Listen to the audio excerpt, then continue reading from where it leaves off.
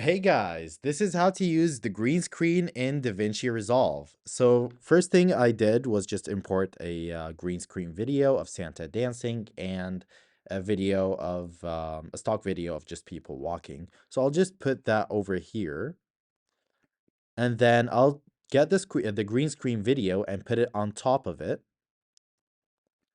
right there.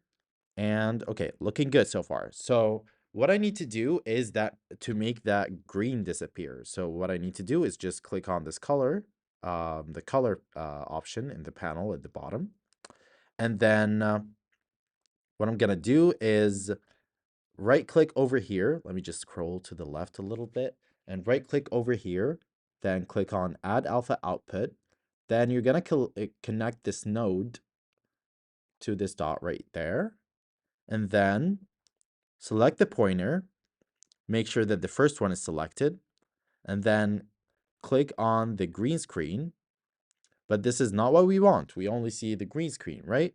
So what you can do is just, oh, I need also to select this as well.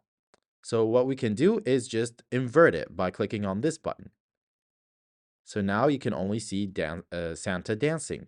However, there is that green outline around Santa. So what we can do about that is just uh, decreasing the in and out ratio to like 100, to a -100, and then increase the blur radius a little bit to get rid of the green screen or like the green outline.